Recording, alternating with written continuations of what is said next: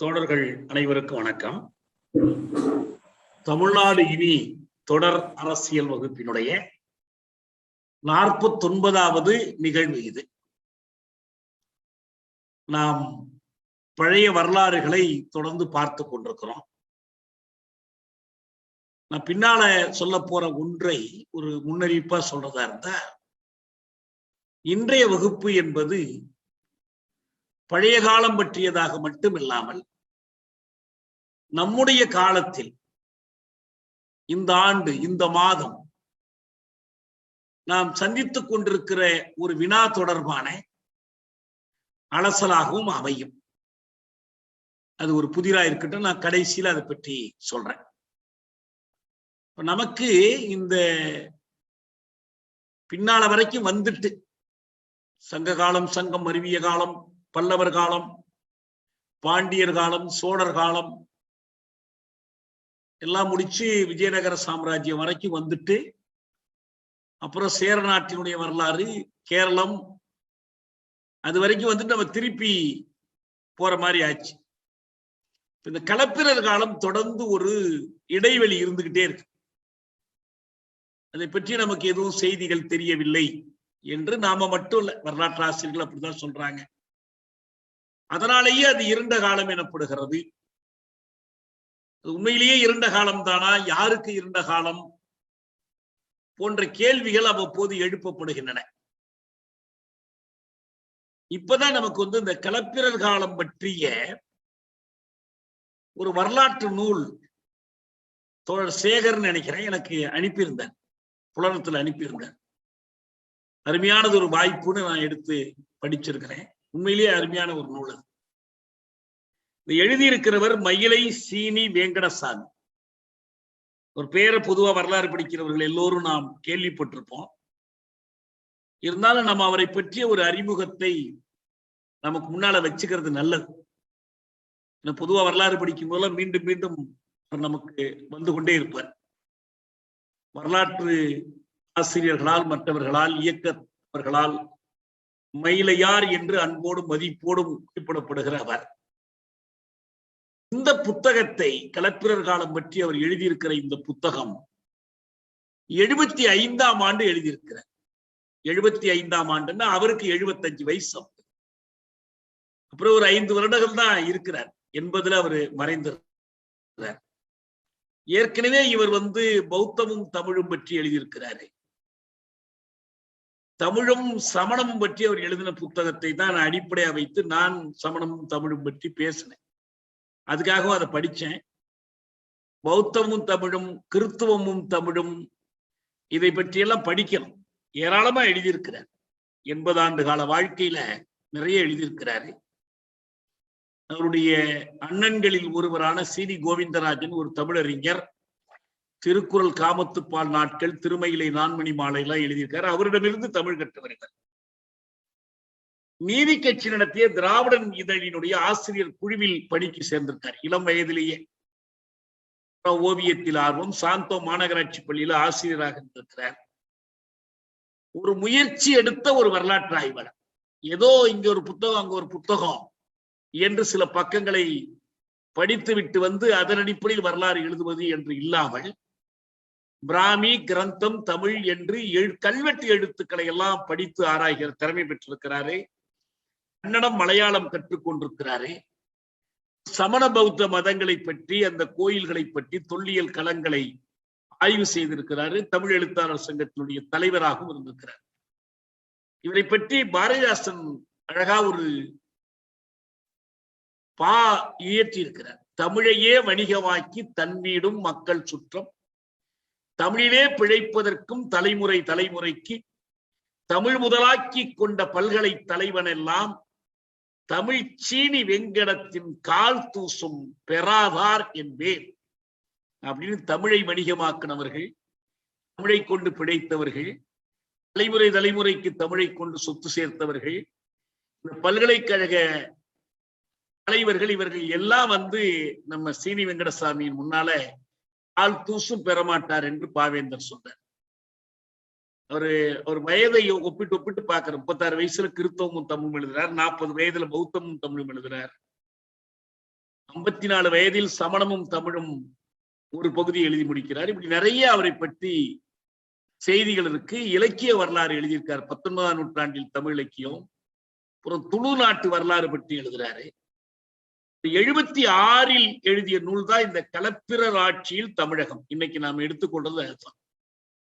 அதுக்கு பிறகும் கூட அவருடைய இறுதி நாட்களில் கூட அவர் சில புத்தகங்கள் எழுதி அவருக்கு பிறகு வெளிவந்திருக்கு. அதெல்லாம் 80ல மறைந்தார். 81ல சங்ககாலத்து பிராமி கல்வெட்டு எழுத்துக்கள் வந்திருக்கு. 83ல தமிழ்நாட்டு வரலாறு சங்ககாலம் அரசு. இந்த புத்தகம்லாம் தேடி எல்லாத்தையும். ஆனா அரசுடைமை ஆக்கப்பட்டுருச்சு இந்த புத்தகங்கள். இப்ப யார் வேண்டுமானாலும் எடுத்து படிக்க முடியும், கிடைக்கும்னு நினைக்கிறேன். இன்னும் அவர் உலக இலக்கியங்கள்லாம் பயின்றதுனால கிரேக்க கவி ஹோமர், கவி சக்கரவர்த்தி கம்பர்னு ஒப்பிட்டு குடியரசு ஏட்டில் எழுதியிருக்கிறார். பெரியார் நடத்திய குடியரசு ஏட்டில் ஆண் பெண் சமத்துவம் பற்றி எழுதுறாரு, மரக்கறி உணவு பற்றி எழுதுறாரு, தேசிய பாடல்களை பற்றி எழுதுறாரு. அப்புறம் மொழி சிக்கல் குறித்து அவர் எழுதியிருக்கிறார். குடியரசுல ஒரு கட்டுரை எழுதியிருக்கிறார். அது 31லயே எழுதுறார். 1931 குடியரசு ஏட்டில் இந்தியாவின் பொது பாஷை, அதான் பொது மொழி, இங்கிலீஷா ஹிந்தியா என்று ஒரு கட்டுரை எழுதியிருக்கார். இதெல்லாம் கிடைக்கும் நமக்கு, குடியரசு ஏட்டில் தேடணும்னா கிடைக்கும். தேவாரத்தில் திருக்குறள். நம்ம இந்த இது பற்றி நம்பூதிரிகள் வரலாறு படிக்கும் போது அந்த நெய்முக்கு கைமுக்குன்னு ஒரு சடங்கை பத்தி பேசணும்ல. ஒரு குற்றவாளி இல்லையான்னு நிரூபிக்கிறதுக்கு சுசீந்திரம் கோயில்ல போய் கொதிக்கிற நெய்க்குள்ள கையை விடணும். காயமடையிலன்னா குற்றவாளி, காயமடையிலன்னா அவர் சுத்தவாளி, காயம் பட்டுச்சுன்னா அவர் குற்றவாளின்னு ஆயிடுவாருன்னு அதை பத்தியே ஒரு கட்டுரை எழுதியிருக்கார். நெய்க்குடத்தில் கைவிடுதல்னே சொல்லி எழுதியிருக்கார். அப்படி நிறைய கட்டுரைகள் எழுதியிருக்காரு. சென்னை நகரம் யாருக்குன்னு சொல்லி 48ல எல்லை சிக்கல் குறித்து எழுதியிருக்கிறாரு. மறைமை அடிகள் குறித்து அவருடைய முக்கியமான ஒரு கட்டுரை நான் கண்ட பெருந்தமிழன் என்பது. வரலாற்றில் ஆர்வம் அக்கறை உள்ளவர்கள்லாம் மயிலை வெங்கடசாமியுடைய இந்த நூல்களை படிக்கலாம். இப்ப நாம என்ன பண்றோம், அவருடைய இந்த புத்தகம் இப்போ களப்பிரர் ஆட்சியில் தமிழகம் என்பது இந்த புத்தகம். அவர் எது தனக்கு ஐயப்பாடா இருக்கோ அது ஐயப்பாடு உரியதுன்னு சொல்லிடுறாரு. எது உறுதியா தெரிந்த தகவலோ அதை உறுதியாக சொல்றாரு. மற்ற அறிஞர்களுடைய கருத்துக்களை எடுத்துக்காட்டி இது சரியா தவறாங்கிறதையும் சொல்றாரு. அதான் அவர் என்ன சொல்றாருன்னா, களப்பிரர் காலம் என்பது 3ஆம் நூற்றாண்டுல தொடங்கி 6ஆம் நூற்றாண்டு வரைக்கும் இருக்குது. அதாவது பொது ஊழியில கிபி. ஆனா நமக்கு முதல்ல களப்பிரர் பற்றி ஒரு செய்தி தெரியறதே 1920ஆம் ஆண்டுக்கு பிறகுதான். இந்த வேள்விக்குடி செப்பேடு வெளிவந்த பிறகுதான் தெரியுது. ஆக நம்ம அவர் எழுதும் போது சொல்றாரு, 55 ஆண்டுகளாத்தான் களப்பிரரை பற்றி கொஞ்சம் கொஞ்சமா தெரிய வந்திருக்கு. இன்னும் நிறைய தெரிய வேண்டியது இருக்கு, தெரியும் என்று எதிர்பார்க்கிறோம். அப்புறம் அந்த காலத்திய சமய இலக்கியங்கள், நூல்கள், பெரிய புராணம் பற்றி நான் அடிக்கடி சொன்னேன். வெறும் பக்தி இலக்கியமா பார்க்க கூடாது, அது ஒரு பெரிய வரலாற்று களஞ்சியம். அது வெறும் அந்த எழுதப்பட்ட சோழர் காலத்தை பற்றி மட்டுமல்லாமல் சோழருக்கு முற்பட்ட பல்லவர் காலம் பற்றி, களப்பிரர் காலம் பற்றி எல்லாம் நிறைய குறிப்புகள் அதுக்குள்ள இருக்கு. இந்த புத்தகத்தை எழுதி முடிச்சுட்டு அவர் எழுதுற அந்த முன்னுரையினுடைய கடைசி வரிகள் ரொம்ப கலங்க வைக்குது. வாழ்க்கையில் ஏற்பட்ட மனக்கவலையும் துன்பமும் நோயும் தொடர்ந்து வருத்துகிற காலத்தில் இந்நூலை எழுதினேன். இந்த நூலை எழுதும் போது அவருடைய நிலைமை என்னன்னா, 75 வயசு, மனக்கவலை, துன்பம், நோய், இதுக்கு இடையில தான் இதை எழுதுனேன்னு சொல்லி முடிக்கிறார். அது அப்படியே இருக்கட்டும், பரவாயில்ல. இப்ப இந்த களப்பிரர் யார் அப்படிங்கிறத பற்றியும் அவர்களை பற்றி இலக்கியங்களில் என்ன இருக்குங்கிறதையும், கடைசியாக நம்ம கடைச்சங்க காலத்தினுடைய இறுதியில் நாட்டை ஆண்ட சேர சோழ பாண்டியர்கள் அவர்களை பற்றியும் அவர் ஒரு குறிப்பு கொடுக்கிறார். அதாவது கடைசியா நமக்கு தெரியறது, களப்பிரருடைய படையெடுப்புக்கு முன்னால் ஆட்சி புரிந்தவர்கள் தான் கோக்கோதை மார்பன், கணைக்கால் இரும்புரை, சோழன் செங்கனான், தலையாளங்கானத்து சிறுவென்ற நெடுஞ்செழியன், இவர்கள் தான் இருக்கிறாங்க. இந்த பேர் எப்படி வந்துச்சுன்னு ஒரு ஆராய்ச்சி செய்துட்டு களப்பிரர், களப்பரர், களப்பிரர், களப்பாளர், களப்பாடர் என்றெல்லாம் கூறப்படுகிற இவர்களை நாம் களப்பிரர் என்று கூறுவோம். களப்பிரர் தமிழர் அல்ல. ஆனால் அவர்கள் ஆரியரோ என்றால் ஆரியரும் அல்ல, அவர்கள் தமிழர்களும் அல்ல, ஆரியரும் இல்லை. இதுல பல்வேறு அறிஞருடைய கருத்துக்களை சொல்லிவிட்டு அவருடைய தாய்மொழி பிராகிருதம் அன்று, கன்னட மொழி தான் அவங்களுடைய தாய்மொழி என்ற முடிவுக்கு வர்றார். இப்ப கன்னடர்கள் அல்ல இவர்கள், கன்னட வடுகர்கள் தான் இவர்கள், அங்கிருந்து வந்தவர்கள். சொல்லுகிற போது அவர் ரொம்ப சரளமா திராவிடம்ங்கிற சொல்லை பயன்படுத்துறார். அவர்கள் திராவிட இனத்தவரே என்று அவரே சொல்றார். அதுல ஒண்ணு ஒரு சர்ச்சைக்குரியதா இல்லை. 75 தானே, இப்ப நடக்கிற சர்ச்சைக்காக வரல. பல இடத்தில் அந்த குறிப்புகள் இருக்குது. அப்புறம் அந்த வேங்கட நாட்டிலிருந்து கல்வர் அல்லது கலவர் என்போர் தமிழர் கலப்பிரரோ தமிழர் அல்லாத கன்னடர் அவர்கள். சங்க காலத்து வேங்கட நாடு என்பது தொண்டை மண்டலத்தை சேர்ந்து தமிழகத்தின் பகுதியாக இருந்தால் தமிழராகிய கல்வர் வேறு, கன்னடராகிய கலப்பிரர் இவர்களாக இருக்க முடியாது என்று முடிவுக்கு வர்றார். இந்த வாய்ப்புகள்லாம் ஆராய்ந்து ஒரு முடிவுக்கு வந்துடுறாரு. அவங்க கலவப்பு என்ற நாட்டை ஆண்ட சிற்றரசர்களா இருந்தாங்க. அப்ப ஏற்கனவே ஒரு அசோக சக்கரவர்த்தியினுடைய பாட்டனார் சந்திரகுப்த மௌரியன் முடி துறந்து சமண சமயத்தை சேர்ந்தவர்கள், ஏதாவது ஜைனம்ங்கிறதும் சமணம்ங்கிறதும் சைனம்ங்கிறதும் ஒண்ணுதான். சைன சமயத்தை சேர்ந்த பத்ரபாகு முனிவரோடும் சமய துறவிகளோடும் தென்னாட்டுக்கு வந்து அந்த ஒரு மலையில கலவப்பு மலையில தங்குறாங்க. அங்கிருந்து அவர்கள் இந்த சமயத்தை பரப்புவதற்காக பல இடங்களுக்கு புறப்பட்டு போறாங்க. அப்படிதான் முதலாக தமிழ்நாட்டுக்கு சமணமயம் மதம் கொண்டு வரப்பட்டது அப்படின்னு சொல்றார். இதுக்கு பிறகு இவங்களுடைய இது வருது. இதுல முக்கியமா நம்ம அடிக்கடி பேசக்கூடிய ஒரு கதை மாந்தர்னா வஜ்ர நந்தி. அவர் தான் இந்த தமிழர் சங்கம்னு ஆரம்பிச்சு அது திராவிடர் என்று மருவி அதை வரலாற்று ஆசிரியர் திராவிட சங்கம்னே குறிப்பிடுகிறார்கள் என்பதெல்லாம் சொன்னோம். என்ன காரணம் இதை பத்தி ஆராயிற? ஏன்னா பல காரணங்கள் சொல்றாங்க. எப்படி சேர சோழ பாண்டியர்கள் அதோடு பல்லவர்கள் ஆட்சி புரிந்து கொண்டு வலுவோடு படை வைத்துக் கொண்டிருந்த இந்த தமிழ்நாட்டுக்குள் எப்படி இப்படி ஒரு அயலார்கள் கலப்பிரர்கள் திடீரென்று வேற்றுமொழிக்காரர்கள் நுழைந்து கிட்டத்தட்ட நாடு முழுவதையும், மிச்சம் இருந்தது பல்லவ நாட்டினுடைய ஒரு பகுதி மட்டும்தான், எல்லாவற்றையும் முழுமையா கைப்பற்றினார். பாண்டி நாடு கிடையாது, அதுக்கு பிறகு சோழ நாடு கிடையாது, சேர நாடு கிடையாது, எல்லாத்தையும் கீழ்ப்படுத்தி விடுகிறார்கள். எப்படி நடக்க முடிந்ததுங்கிறதுக்கு இவர் சொல்லக்கூடிய விளக்கம் தான் ரொம்ப சுவாரஸ்யமான. ஏன்னா அப்படி அவர்கள் படையெடுத்து வரக்கூடிய காலத்தில் இங்க பெரும் வேந்தர்களா இல்லை, எல்லாமே உடைந்து ஒருவரோடு ஒருவர் போர் புரிந்து கொண்டே இருந்தார். இந்த போர்க்கள சூழ்நிலை தமிழ்நாட்டில் இருந்துச்சு. தமிழர்களையும் தமிழ்நாட்டையும் அது வலுக்குன்ற செய்தது. இதை பயன்படுத்தி கொண்டுதான் அவர்கள் படையெடுத்து வந்தார்கள். அதுக்கு ஒரு உதாரணம் சொல்றாரு. ஒரு மன்னர் குடும்பத்துல ஒருத்தன் இறந்து போயிட்டான்னா அப்படி சாதாரணமாலாம் இறக்கக்கூடாதான். இறந்தாலே போர்ல விழுப்பு நேந்தி இறக்கணும். அதுக்காக என்ன பண்றாங்க, வாளினால் மார்பை வெட்டி விழுப்புண் உண்டாக்கி பிறகுதான் அடக்க செய்வாங்க. அந்த அளவுக்கு ஒரு போர்வெறி சூழல் இருந்துச்சு. வேற வேலையே இல்லாம ஓயாமல் போட்டியிட்டு கொண்டிருந்தாங்க. அதை பயன்படுத்தி கொண்டு வந்து விட்டார்கள் அப்படின்னு சொல்றாரு. இந்த கலப்பிரர்கள் பற்றிய இலக்கிய நூல்கள்னு பார்த்தா இந்த யாப்பருங்கலம் என்பது ஒரு யாப்பிலக்கண நூல். அது ஏன்னா கலப்பிரர் காலத்தில் புதிய இலக்கிய வடிவங்கள் தோன்றுது, எழுது செய்யுள் முறைகள்லாம் புதுசா தோன்றுது. அதுக்கான இலக்கணங்கள் வகுக்கிறாங்க. அந்த இலக்கணங்கள்ல சில பாடல்கள் இருக்கு. அந்த பாடல்கள் எப்படி கலப்பிரருடைய ஆட்சியும் அவங்க போர் நடத்தின முறையும் எப்படி இருந்துச்சுங்கிறதுக்கு ஒரு சுவையான ஒரு பாடலை எடுத்துக்காட்டார். படுபெருந்தும் சூர் பேயும் பல்லிலங்கும் நாயும் கொடியும் கழுகும் இவை கூடி வடிவுடைய கோமான் கலப்பாளன் கொள் யானை போமாறு போமாறு போமாறு போம். அர்த்தம் என்னன்னா,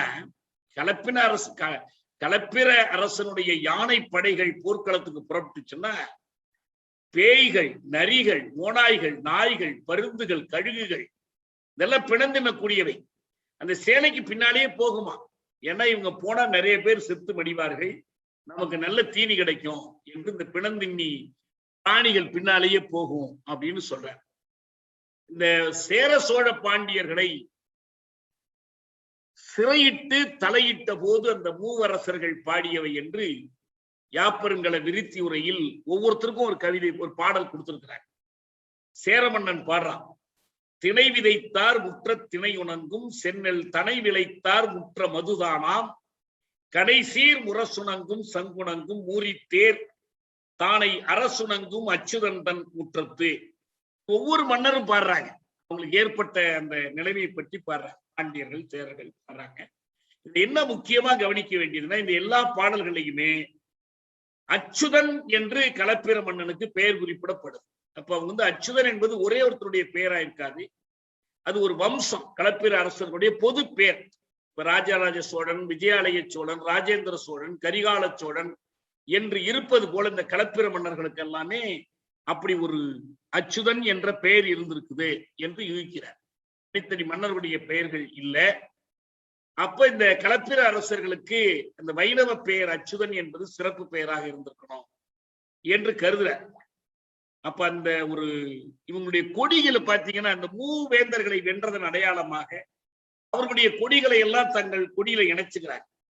அடுதிரல் ஒருவன் நிற்பரவுதூவும் என்கோன் தொடுகடற் கொடும்பூன் பகற்றெழில் மார்பில் கயலோடு கிடந்த சிலையுடை கொடுவரி புயலுரல் தடக்கை போர்வேல் அச்சுதன் ஒன்று கடல் உலகம் முழுவதும் ஒன்று பூ நிகிரி உருட்டுவோன். எனவே அதாவது கயல் சின்னம், வில் சின்னம், புலி சின்னம். மீன் வந்து கயல், வில் என்பது சிலை, புலி என்பது கொடுவரி. இந்த கொடுவரி புலிங்கிறது தான். இது எல்லா சின்னங்களையும் அவர்கள் வைத்திருந்தார்கள், அப்படி அடக்கி ஆண்டார்கள். இப்படி நிறைய அந்த மாதிரியான செய்திகளை திரட்டி நம்முடைய வேங்கடசாமி நமக்கு கொடுத்திருக்கிறாரு. அதுல இன்னும் சில ஒரு சுவையான சில வரலாற்று செய்திகள், கதைகள் என்ன வருதுன்னு சொன்னா, ஒரு மன்னன் இறந்துறான், அவனுக்கு வாரிசுகள் இல்லை. அப்ப அந்த வாரிசை தேர்ந்தெடுப்பதற்கு யாராவது ஒருத்தர் முடிசூட்டி தான் ஆகணும். இப்ப நம்ம தேர்தல் நடத்தி ஒரு பார்லிமெண்ட், சட்டசபையெல்லாம் எடுக்க முடியாது, ஒருத்தர்கிட்ட கொடுத்தாகணும். அப்ப அவங்க ஒரு முறை வச்சிருக்கிறாங்க. ஒரு பட்டத்து யானையுடைய கண்ணை துணியால் கட்டி நகரத்தில் அதை நடக்க விடுறது. யாரா ஒருத்தரை ஏத்திட்டு வந்துடும் தன் மேல, அவரை பட்டம் சூட்டுவது என்று பார்க்கறாங்க. அப்போ ஒரு நாயனார் ஒருத்தர் இருக்கார், மூர்த்தி நாயனார்னு. அவரை பற்றி பெரிய புராணத்துல மூர்த்தி நாயனார் புராணம்னே ஒண்ணு இருக்கு. அப்போ ஒரு மன்னன் இறந்த போது இந்த பட்டத்து யானை தெருவில் போய் இந்த நாயனார் ஒரு கோயில் வாசல் நின்று கொண்டிருப்போரை தூக்கி கொண்டு வந்துருது. அவரை முடிசூட்டி அரசனாக்க முற்படுகிறார்கள். மூர்த்தியார் ஐயோ நான் வந்து துறவி, நான் பொன்முடியெல்லாம் அணிய மாட்டேன்னு சொல்றாரு. திருநீற்றையும் உருத்திராக்கத்தையும் சடைமுடியையும் அணிந்து பட்டம் கட்ட பெற்றதுனால அவருக்கு மும்மையால் உலகாண்ட மூர்த்தியார் என்று பெயர் வருது. அப்புறம் அவர் ஆட்சி போய் மீண்டும் களப்பிர ஆட்சி வந்துருதுன்னு வச்சுங்க. அப்படி தொடர்ந்து இது நடந்துச்சு. இன்னொன்னு என்ன முக்கியமா சொல்றாங்கன்னா, அந்த களப்பிர ஆட்சி காலம் முழுவதும் தமிழ்நாட்டு அரசியலில் நிறைய குழப்பங்கள் இருந்தன. ஏற்கனவே இந்த பட்டம் இழந்த அரசர்கள், சிற்றரசர்கள் கழகங்கள் செய்து கொண்டே இருந்தாங்க, குழப்பங்கள் விளைவித்துக் கொண்டே இருந்தாங்க என்பதெல்லாம் தெரியுது. அந்த காலம் என்பது ஒரு ஊக்கமான போராட்டங்கள், போர்கள் நிறைந்த ஒரு காலமாக இருந்துச்சு. அதனாலேயே கடுமையான அடக்குமுறைகளும் இருந்துச்சு அப்படின்னு சொல்றாங்க. பிற்காலத்துல இது எப்படி போய் முடியுதுங்கிறதையும் சொல்றார். களப்பிரர் ஆட்சியினுடைய முடிவு எப்படி வந்துச்சுங்கிறத, அந்த பாண்டியன் கடுங்கோன் களப்பிரரை வீழ்த்தி பாண்டி நாட்டை கைப்பற்றான். ஆனா சோழர்கள் மட்டும்தான் அப்படி அவனை வீழ்த்த முடியல.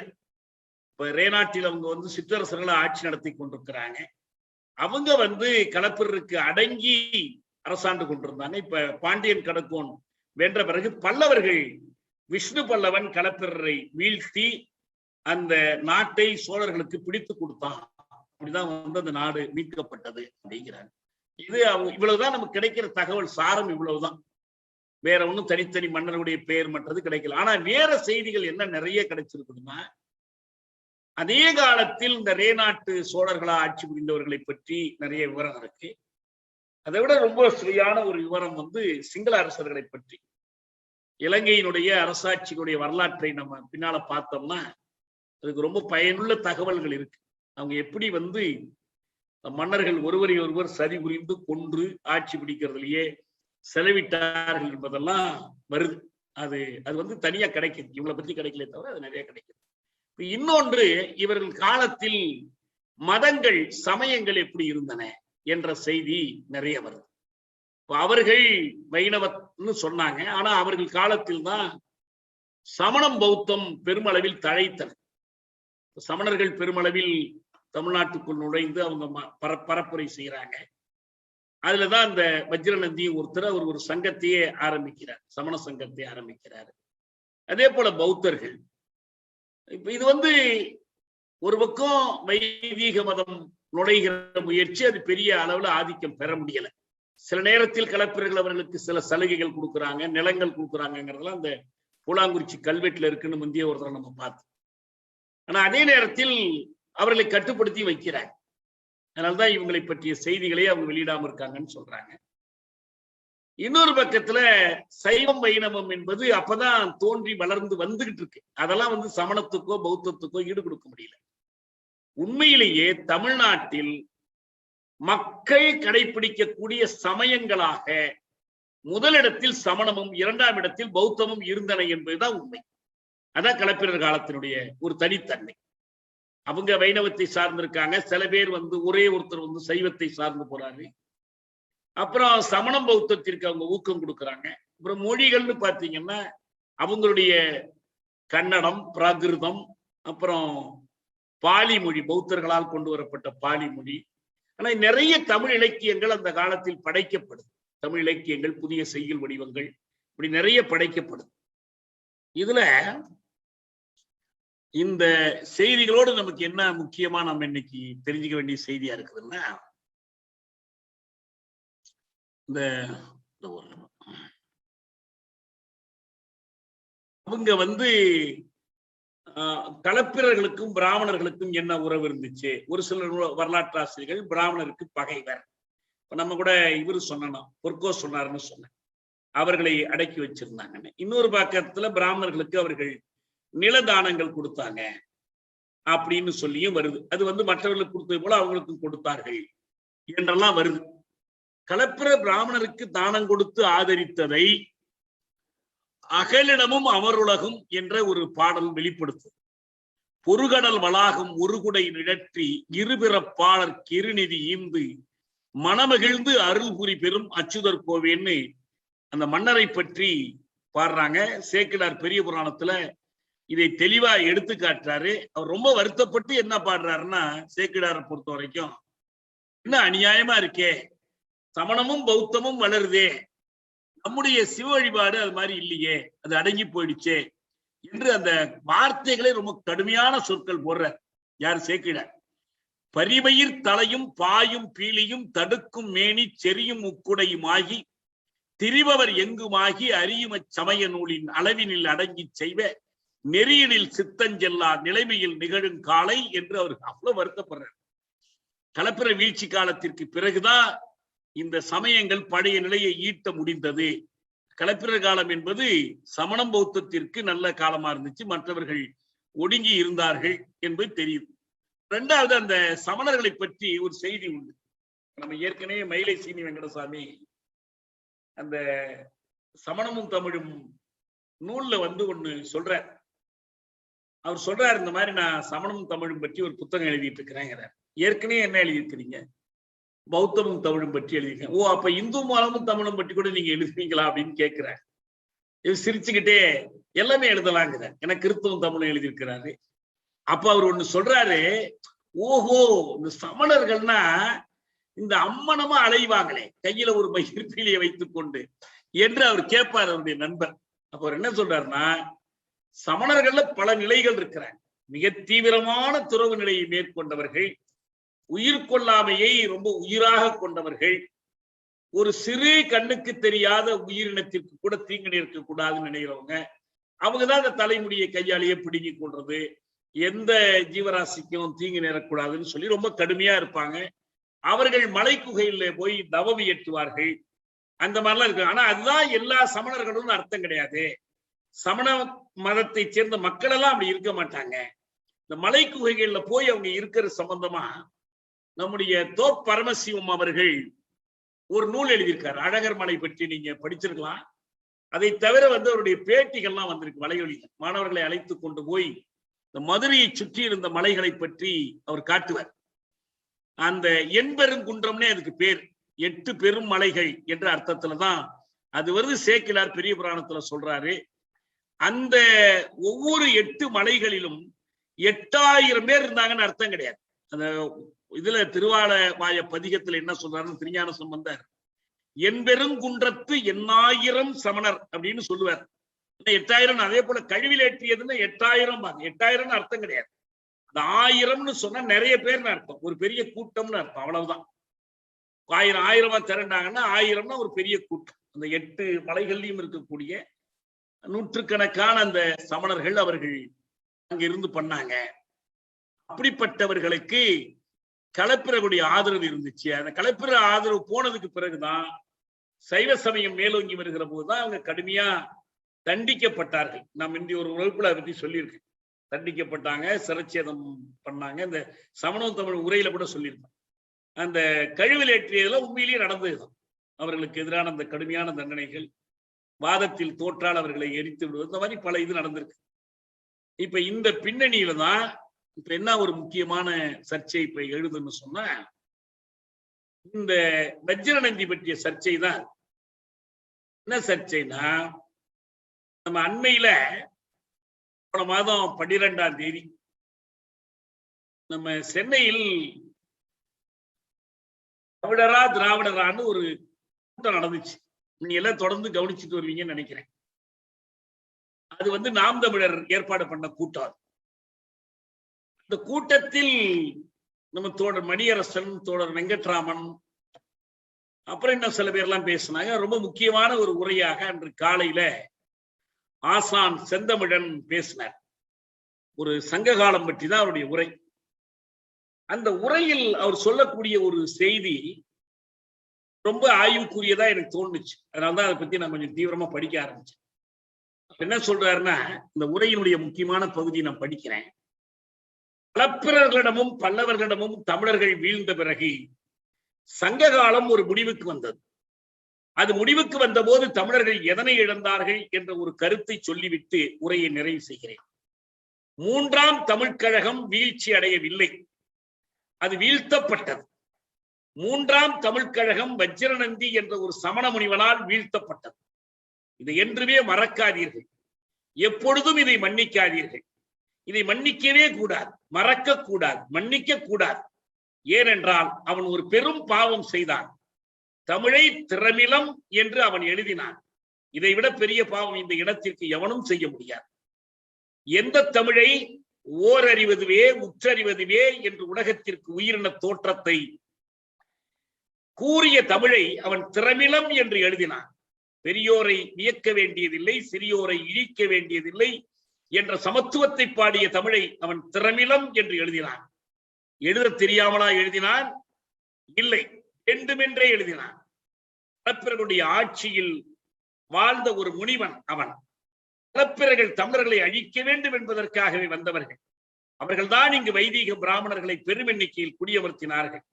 சொல்லிக்கொண்டே போறார். நம்ம அந்த பிற்பகுதிக்கு பிறகு போவோம். இந்த நல்ல கூர்மையா கவனிச்சீங்க. என்ன சொல்றாருன்னா, தமிழ் கழகம்னு சொல்றது சங்கம், சங்க தமிழ்னு சொல்றோம் இல்லையா?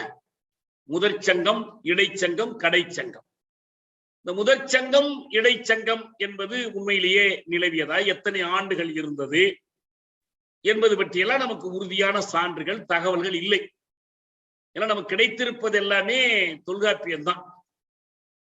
அந்த தொல்காப்பியத்தில் பழைய இலக்கியங்களை பற்றிய குறிப்புகள் எண்ணுமா புலவர் என்ப என்றெல்லாம் இருக்கிறதுனால நம்ம என்ன தெரிஞ்சுக்கிறோம்னா, தொல்காப்பியத்திற்கு முன்பே தமிழில் இலக்கியங்கள் இருந்தன. அந்த இலக்கியங்களை மேற்கோள் காட்டி தொல்காப்பியம் பேசுது. 2வது, இலக்கியங்கள் இல்லாம ஒரு இலக்கண நூலை எழுத முடியாது. அதெல்லாம் வச்சு நம்ம தொல்காப்பியத்துக்கு முன்னாலேயே இருந்துச்சுன்னு எவ்வளவு காலம் நமக்கு தெரியாது. ஆனால் இந்த 3ஆம் தமிழ்ச்சங்கம் என்று சொல்வது நம்ம தெளிவா ஒரு வரையறுக்கப்பட்ட காலம். அது பொது ஊழிக்கு முன், அதாவது கிறிஸ்துவுக்கு முன் 3ஆம் நூற்றாண்டில் தொடங்கி ஒரு 300 ஆண்டுகள், அதுக்கு பிறகு ஒரு 200 ஆண்டுகள், கிபி 200 வரைக்கும் அல்லது அதை தாண்டி கொஞ்ச காலம் இருந்தது. இது நல்லா தெரிந்த வரலாறு. எல்லா வரலாற்று ஆசிரியர்களுமே இதை சான்றுகளோடு பதிவு செய்கிறார். அந்த சங்கம் மறைந்த பிறகுதான் சங்கம் மருவிய காலம் வருது. என்ன உண்மைனா, அப்போது சங்கம் என்ற பெயர் அதுக்கு கிடையாது. இப்ப கூட நமக்கு இந்த சங்க நூல்களை பத்தி பிரித்து வெளியிடுவது பிரச்சனை வரும்போது திராவிட களஞ்சியம்னு பேர் வைக்கலாமா கூடாதான்னு ஒரு சர்ச்சை வந்துச்சு இல்லையா? அப்ப கூட என்ன குறிப்பிட்டாங்க? சங்கம்ங்கிற சொல்லே அதுல இல்லையே என்று சொன்னாங்க. இல்ல, ஆனா என்ன இருக்கு? கழகம் என்ற சொல் இருக்கு.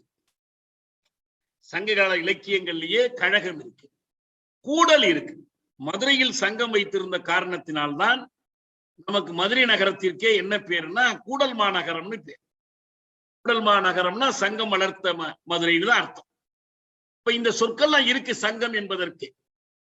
ஆனால் இந்த சங்கம் என்ற சொல் இல்ல.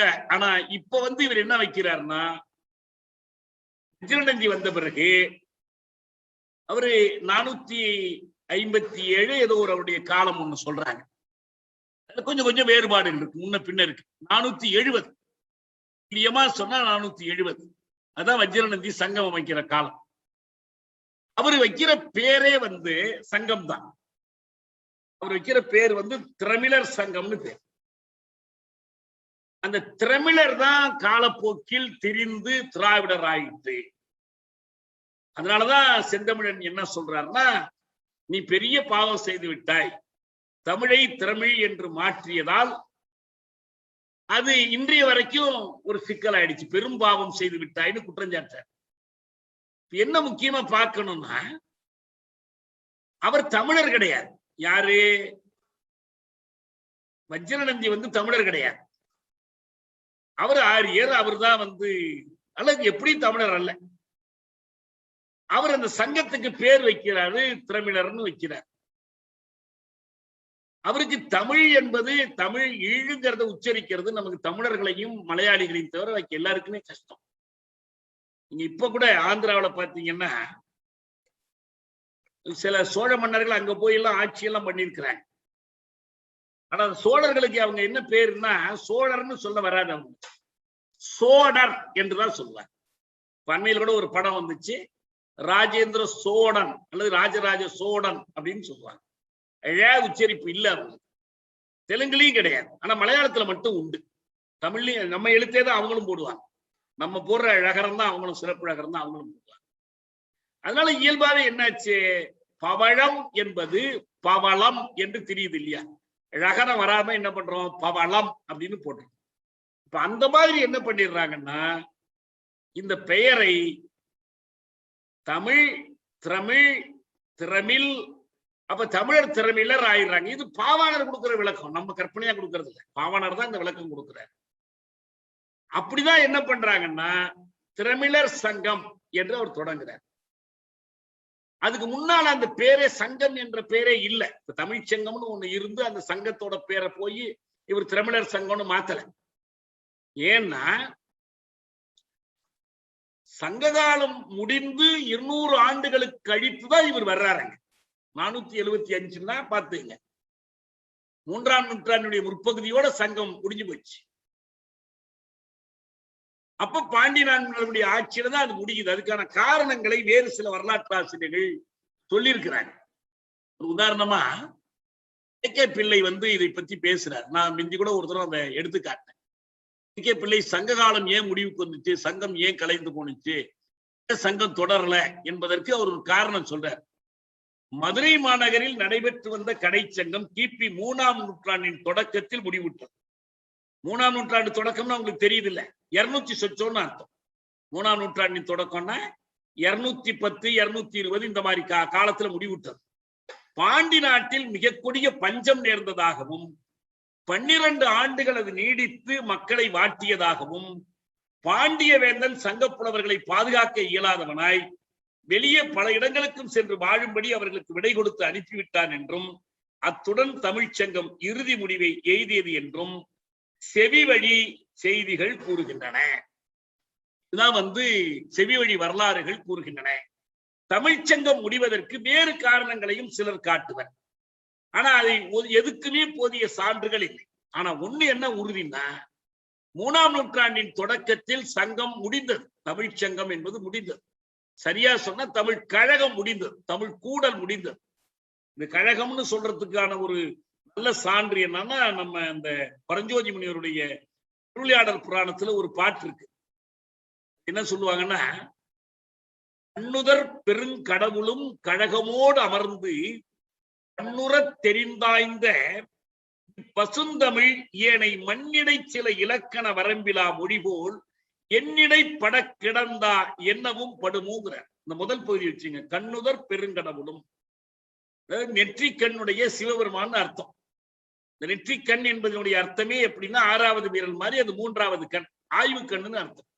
ஊனக்கண் அல்லாத ஒரு ஞானக்கண், அப்படி ஒரு தொன்மம் உருவாக்குறாங்க. இந்த கண்ணை கண்ணில் பாக்குற மாதிரி கொண்டு வர்றாங்க. அதான் நெற்றி கண்ணை திறப்பினும் குற்றம் குற்றவேங்கிற வசனம்னா அதுல இருந்தா வருது. அவரே என்ன பண்ணாருன்னா கழகமோடு அமர்ந்து, கழகம்னா என்ன, திமுக அண்ணா திமுக இல்ல, தமிழ் கழகம், அன்றைய தமிழ் கழகத்தோடு உட்கார்ந்து பன்னுற தெளிந்தாய்ந்த இப்பசுந்தமிழ், பன்னுற தெளிந்தாய்ந்தார். அந்த தமிழ்னு சொல்றதன் மூலமா என்ன தெரியுதுன்னா, அன்னை சங்கம்ங்கிற பேர் இல்லை, ஆனால் நம்முடைய இவரு உருவாக்கினது இருக்க 470ஆம் ஆண்டுல, அதாவது அதற்கு பிறகு கிட்டத்தட்ட 250 ஆண்டுகளுக்கு பிறகு, 5ஆம் நூற்றாண்டு, 3ஆம் நூற்றாண்டு தொடக்கத்துல இது 5ஆம் நூற்றாண்டு கடைசி, குறைந்தது 250 ஆண்டுகளுக்கு பிறகு அவர் உருவாக்குகிற அந்த திரமிழ சங்கம் என்பது சங்கம்னே ஆரம்பிக்குது. இதான் முக்கியமான.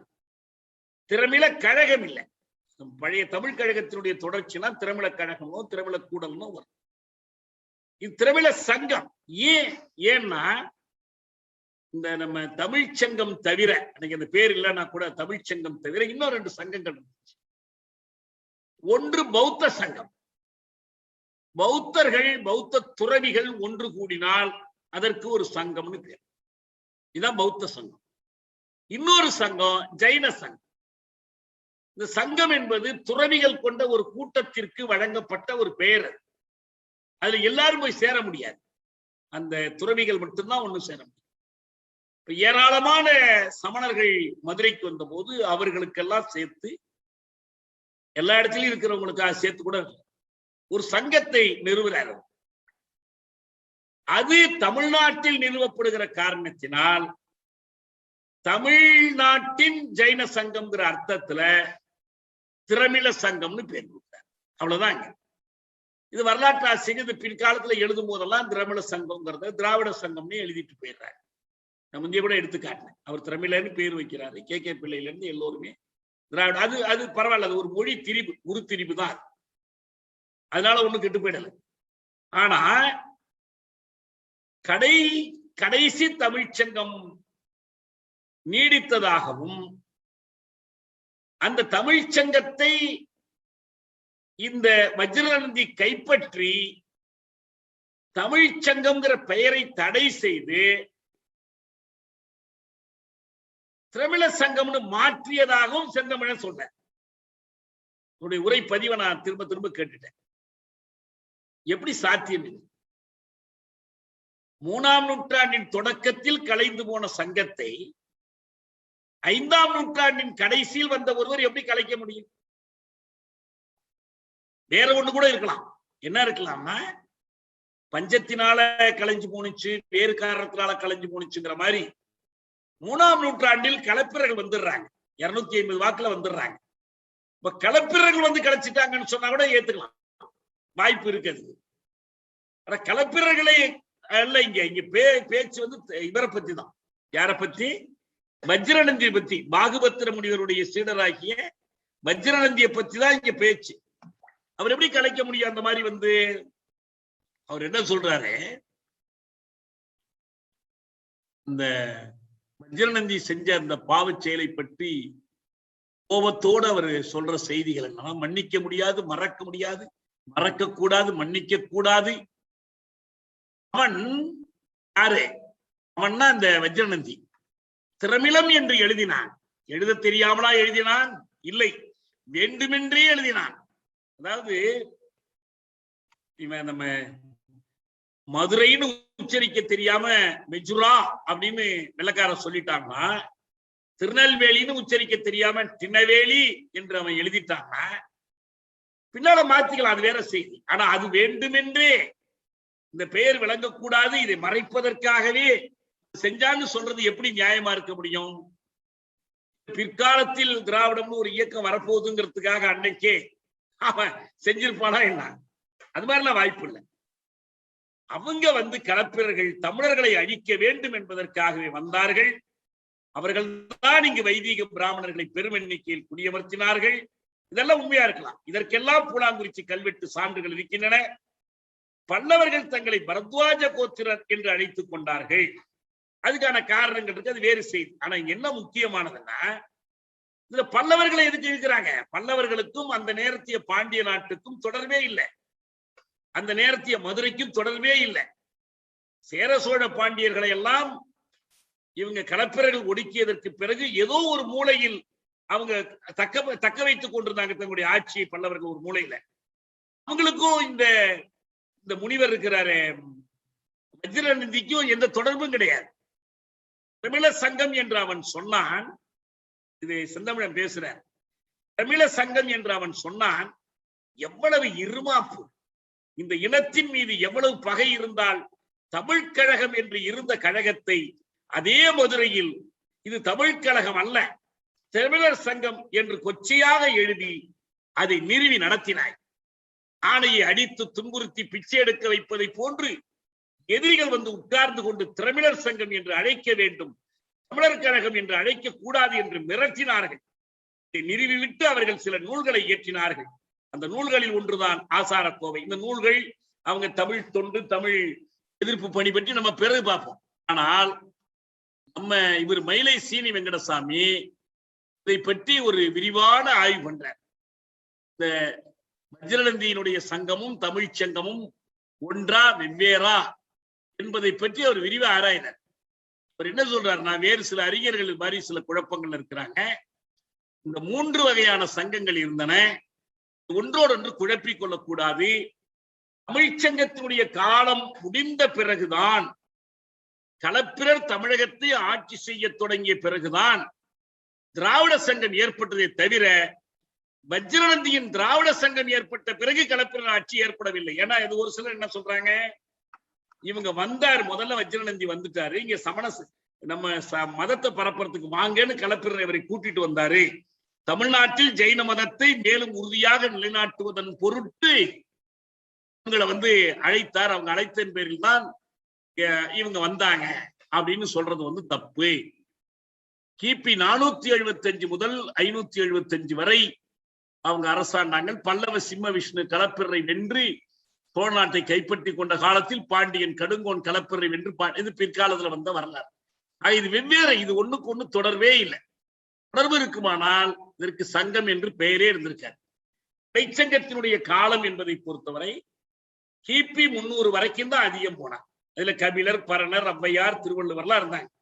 தெளிவா செந்தமிழன் என்ன சொல்றாரு, கபிலர், பரணர் போன்றவர்கள் இருந்த அந்த சங்கத்தை தடை செய்து இவர்கள் திராவிட சங்கமாக மாற்றிவிட்டார்கள். இது நமக்கு செய்த ஒரு மிகப்பெரிய கேடுங்கிறாரு. தமிழை அழித்தார்கள். அவங்க பிறர்கள் தமிழர்களோ இல்லையோ அது வேற செய்தி. ஆனால் அவர்கள் காலத்தில் 14 கணக்கு நூல்கள் எல்லாம் அவர்கள் காலத்தில் தான் இயற்றப்பட்டன. திருக்குறளை சேர்க்கிறது இல்லை, ஆனா மற்ற நூல்களை பொறுத்த வரைக்கும் அப்படிதான். 50 காப்பியங்கள் எழுதப்பட்டதும் அதே காலத்தில் தான். 50 காப்பியங்கள்ல ஒரு சில காப்பியங்களை குப்பைகள் என்றே வர்ணிக்கிறார். தமிழ் அறிஞர்கள் தான் அதை பற்றி சொல்ல முடியும், என்னால் அதை பற்றி சொல்ல முடியாது. இது ஒரு வரலாற்று திரிபாடு. இன்றைக்கு இருக்கிற ஒரு அரசியலை நியாயப்படுத்துவதற்காக வரலாற்றுக்கே வேறு ஒரு பொருள் கற்பித்து ஆண்டுகளினுடைய முரண்பாடு பற்றி கூட கவலைப்படாமல் பேசுவது என்பது ரொம்ப அபத்தமானது. அதுக்கு மேல அந்த ஆசாரக்கோவை மற்ற இலக்கியங்களுடைய உள்ளடக்கம் பற்றி எல்லாம், மற்ற இலக்கியங்களை பத்தி எதுவுமே அவர் சொல்லல. அப்ப அவங்க கொண்டு வந்த பல இலக்கியங்கள் பாத்தீங்கன்னா நிறைய மருந்துகளுடைய பேர்ல வந்துச்சு. ஏலாதி என்பதெல்லாம் இன்னும் பல பேர்கள், அதாவது அற ஒழுக்கத்தை கற்பிப்பதற்காக இயற்றப்படாது. அவங்களே இயற்றினாங்கன்னு இல்லை, மற்றவர்கள் இயற்றினாங்க. இந்த ஆட்சி காலத்தில் அந்த இலக்கியங்களும் வந்தன என்பதுதான் உண்மை. அதனால இது இப்படி சொல்ல முடியாது. நம்ம எழுதுவோம், இதை பற்றி நம்ம எழுதுவோம். என்ன விடை என்றாலும் கொடுக்கட்டும், அவங்க என்ன சொல்றாங்கன்னு பார்ப்போம். ஆனா இது களப்பிரர் ஆட்சி பற்றி ஒண்ணும் தெரியாம இருக்கிற காரணத்தினாலேயே இப்படி நாம் அந்த ஆட்சியில இப்படி நடந்துச்சு அப்படின்னு வஜ்ரநந்தி மேல எல்லா பழியும் போட முடியாது. ஒரு சமண முனிவர் தான் அவர் மதத்தை பரப்பதான் வந்தார். ஆனால் சமணமும் எப்படி நம்ம போன வகுப்புல இஸ்லாமியர் காலம் பற்றி பார்த்தோம். இஸ்லாமியர் காலத்தில் என்னென்ன இலக்கிய வடிவங்கள் புதுசா வந்துச்சு. ஏன்னா அவங்க என்ன மதமா இருந்தாலும் சரி, அதை மக்கள்கிட்ட கொண்டு போய் சேர்க்கணும்னா மக்கள் மொழியில தான் பேசியார், மக்கள் மொழியில தான் இலக்கியம் படைத்தார். இப்ப இஸ்லாமியர்கள் வந்து உருது மொழியில தான் நாங்க பரப்புரை செய்வோம்னா யாருமே அந்த மதத்துக்கு போக மாட்டாங்க. அது போலதான் அவங்களுக்கும் அவங்க மொழிகளை, இப்ப இதே வைதிக மதம் அப்படிதான் தடைப்பட்டு நின்றுச்சு. பக்தி இலக்கியம் என்ன பண்ணுச்சு, தமிழ்ல கொண்டு வந்துருச்சு. அதை எல்லாத்தையும் அவருடைய இலக்கியங்கள் தமிழ்ல வந்ததுனால்தான் மக்கள்கிட்ட அது போடுச்சு. அதே போலதான் சமணம் பௌத்தத்தினுடைய இலக்கியங்கள் தமிழ்ல தான் பரவணிச்சு. அதனால தமிழ் இலக்கியத்திற்கு அவர்கள்லாம் ஒரு பங்கு செலுத்த முடிச்சு. ஒன்னே ஒண்ணு மட்டும் நான் சொல்றேன், என்னன்னா இப்ப தொல்காப்பியர் அவரையே சமணரா இல்லையாங்கிறது ஒரு விவாதம் இருக்கு.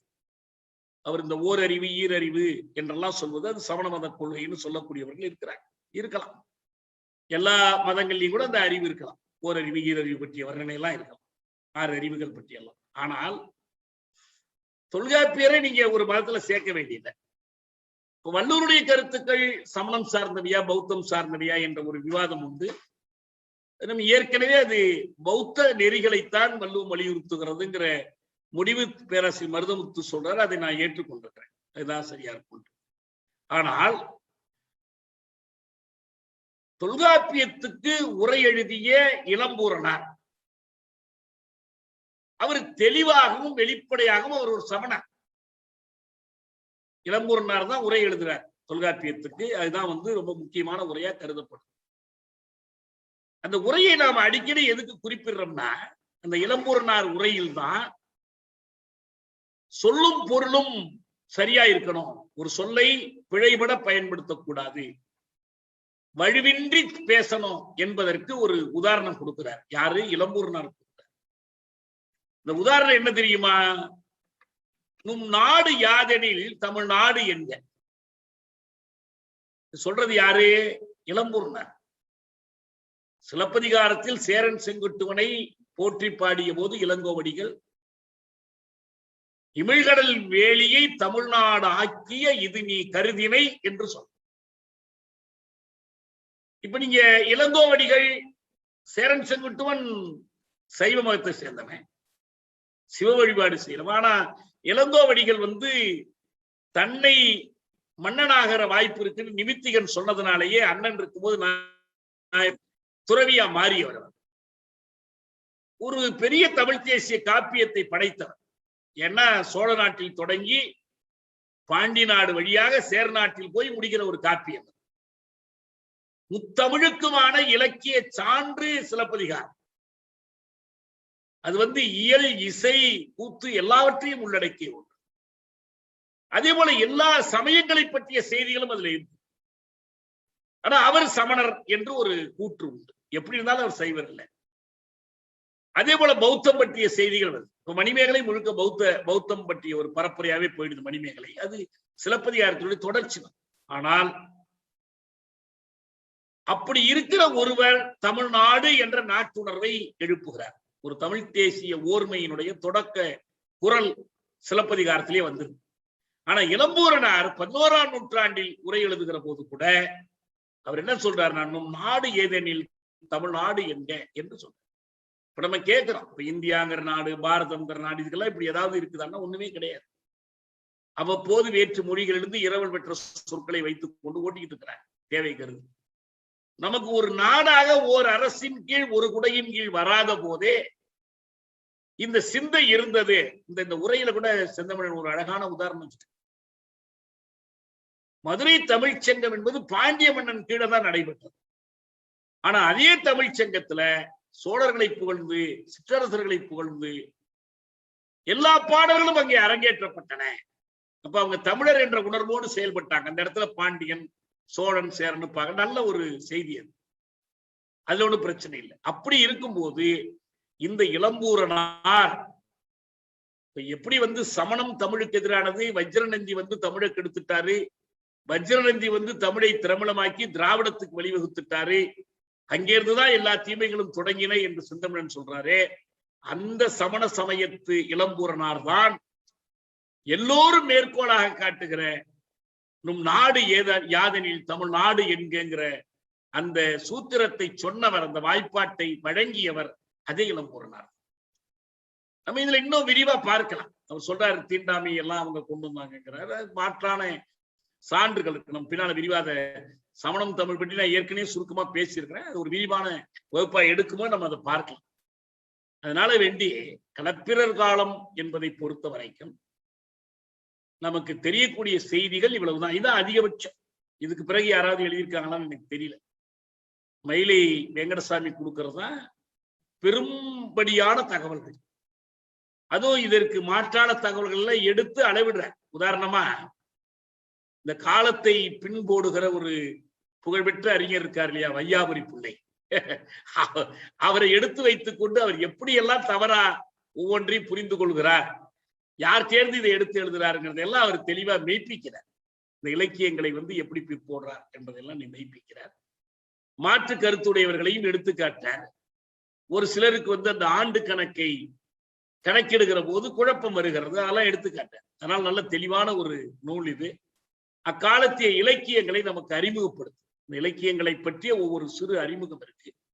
14 கீழ்கணக்கு நூல்கள் எல்லாமே ஒரு சிலவற்றை தவிர களப்பிரர் காலத்தில் தான் எழுதப்பட்டிருக்கு. வேறு பல கலைகள் இதெல்லாம் வளர்ந்திருக்கு. புதிய பாவடிவங்கள் வந்ததுனால்தான் இப்ப இலக்கண நூல்கள் அவங்களுடைய பெரிய பங்களிப்பு. சமணர்களுடைய பங்களிப்பு என்பது களப்பிரர் காலத்தில் தான். நிறைய இலக்கண நூல்களை உருவாக்கினாங்க. யாப்பிலக்கண நூல்கள் உருவாக்கப்பட்டன. தமிழ் இலக்கியத்துக்கு அது ஒரு பங்களிப்பு. அவங்க காலம் முடிந்த பிறகுதான் பக்தி இலக்கிய காலம்லாம் வருது. அவங்களும் நிறைய இலக்கியங்கள் பங்களிக்கிறாங்க. ஆனா அவங்களுடைய மெய்யியல், அவங்களுடைய கருத்தியல் என்பதை அப்படி நம்ம கொச்சைப்படுத்தி பார்க்க முடியாது என்பதுதான் என்னுடைய கருத்து. அதை தமிழருக்கு எதிரானதாக அல்லது சாதியத்தை, பார்ப்பனியத்தை, ஆரியத்தை உயர்த்தி பிடிப்பதாக நாம் பார்க்க முடியாது. நான் முன்பு பலமுறை சொல்லிட்டு இருக்கேன், ஆரியர்கள் என்றாலே வேதியர்கள் என்று அர்த்தம் இல்லை. ஆரியர்கள் என்றாலே சமஸ்கிருதக்காரர்கள் என்று அர்த்தம் இல்லை. ஆரியர்களுக்குள்ள பாலி மொழி பேசக்கூடியவர்கள் உண்டு, பிராகிருதம் பேசக்கூடியவர்கள் உண்டு. மக்கள் மொழிகளாக இருந்தது பாலியும் பிராகிருதம் தான், சமஸ்கிருதம் அல்ல. சமஸ்கிருதம் ஒரு வேத மொழி, சடங்கு மொழி. அது ஆரிய வைதிகர்களுக்கான மொழி, அவங்க வேதத்துக்கான மொழியாக அது மறைபொருளாக வைத்துக் கொள்வதற்கு, எல்லாருக்கும் அந்த உண்மைகள் வெளிப்படாமல் இருப்பதற்காக வைத்துக் கொண்டார். சமண பௌத்தத்தினுடைய வெற்றிக்கு காரணமே இவர்கள் எதையுமே மறைத்து வைக்கவில்லை. எல்லாவற்றையும் மக்களுக்கு சொன்னாங்க, தெரியப்படுத்தினாங்க, வெளிப்படையாக எழுதி மக்கள் மத்தியில பரப்புனாங்க. அதனாலதான் அவங்க வேகமா பரவினாங்க. பிறகு நடந்த சூழ்ச்சிகள்ல தான் அவர்கள் இப்ப அண்மையில இந்த விவாதம் வந்திருக்கு இல்லையா. நீங்க அந்த என்னுடைய ஒரு காணொளி பேட்டி நீங்க பார்த்திருக்கலாம். இந்த இந்துவும் தமிழும் ஒன்றுன்னு சொல்லி இந்த ராஜா சொன்னதுக்கு மறுத்து நான் சொல்லியிருக்கேன். இந்துங்கிற சொல்லே கிடையாது. அப்ப திருஞான சம்பந்தருடைய பாடலை அவர் எடுத்து காட்டுறாரு. அதுல இந்துங்கிற சொல்லே கிடையாது. தேவாரத்துல கிடையாது, திருவாசகத்துல கிடையாது, பெரிய புராணத்துல கிடையாது. 13ஆம் நூற்றாண்டுக்கு பிறகுதான் அந்த சொல் புழக்கத்துக்கு வருது. அது எப்படி வருதுன்னா, பாரசீக மொழியிலிருந்து ஹிந்த் என்று நுழைந்து அது சிந்து ஹிந்தாகி அது அராபிய மொழிக்கு போய் அவர்கள் அல் ஹிந்த் ஆகி இப்ப கூட பாத்தீங்கன்னா இந்தியாவிலேயே இஸ்லாமிய அமைப்பு ஒண்ணு இருக்குது. அதுக்கு பேரு ஜமாயத் இ ஹிந்த் என்று பேரு. ஏன்னா முஸ்லிம்கள் இந்து மதத்துக்கு அமைப்பு வச்சிருப்பாங்க. இந்தியான்னு அர்த்தம். அந்த ஹிந்துங்கிறது ஒரு நிலப்பரப்பை குறிக்கக்கூடிய பெயர். அதனால அப்ப எல்லாம் அது இல்லை, இந்துங்கிற பேரோ வசனமோ இல்லை. பிற்காலத்தில் பிரித்தானியர் கொடுத்த ஒரு பெயராக, அயலார் கொடுத்த ஒரு பெயராகத்தான் அது அமைஞ்சு போச்சு. அந்த விளக்கங்கள் நம்ம அந்த பேட்டிகளை நான் விரிவா சொல்லியிருக்கிறேன், நீங்க பார்க்கலாம். அதனால இப்போதைக்கு நமக்கு களப்பிரர் காலம் என்பது பற்றி நம்ம ஒரு இடைவெளி விட்டுட்டு போனோம். நம்மால் முடிந்தவரை அந்த இடைவெளியை நிரப்பி இருக்கிறோம். அதை தவிர இந்த நூலின் போக்கிலேயே அவர் சொல்லக்கூடிய இலக்கியங்கள், நம்ம இலக்கிய வரலாறு என்ற ஒரு தலைப்பு பின்னால் எடுத்து பேச போறோம். அப்படி பேசும்போது இந்த இலக்கிய வரலாறுகள் எல்லாத்தையும் எடுத்துக்கலாம். அந்த அது எல்லாத்தையும் நம்ம எடுக்கும்போது அதனுடைய முக்கியத்துவம் என்னன்னு நம்ம பார்க்கலாம். அதே போல இதை ஒட்டி அவர் வேறு வரலாறுகள் நிறைய எழுதுறார். ஏன்னா அவருக்கு களப்பிரர்கள் பற்றி அதிக செய்திகள் கிடைக்காதனால, அதே நேரத்துல சிங்கள நாட்டில் நடந்த மாற்றங்கள் அதை பற்றி நிறைய செய்திகள் அவர் கிடைச்சிருக்கு. அங்க நடந்த போட்டிகள், அரண்மனை போட்டிகள், படுகொலைகள், அதையெல்லாம் நிறைய பட்டியலிட்டு இருக்கிறாரு. ஒரு சிறு பகுதியில் கப்பம் கட்டுகிறவர்களாக பல்லவர்களுக்கு கீழ் இருந்த ரேனாட்டு சோழர்களை பற்றியும் நிறைய செய்திகள் கொடுத்திருக்கிறாரு. அதை நம்ம பின்னால போகிற போக்கில் பார்ப்போம். இப்போதைக்கு நம்ம அந்த பழசு களப்பிரர் என்று விட்டுட்டு வந்ததுனால அந்த செய்தியை அவரு வெங்கடசாமியினுடைய உதவியோடு நம்ம பார்த்தோம். அந்த நூலை அனுப்பி வைத்த தோழருக்கு தான் நன்றி சொல்லணும். எல்லாம் வேற ஒண்ணுமே கிடைக்காம இருந்துச்சு. மற்ற செய்திகள் நம்ம இந்த தமிழர் திராவிடர் பிரச்சனை பற்றி செந்தமிழன் சொல்லக்கூடிய அந்த கோபமான குற்றச்சாட்டுகளுக்கு பதில் நான் இங்க சொன்னது மட்டும் இல்ல, அதை கட்டுரையாக நான் எழுத போறேன். அது மற்ற கூறுகளை பற்றியும் எழுத போறேன். அது வரும்போது நீங்க படிக்கலாம். அதனால இந்த வகுப்பில் இந்த அளவுக்கு செய்திகள் போதும்னு நினைக்கிறேன்.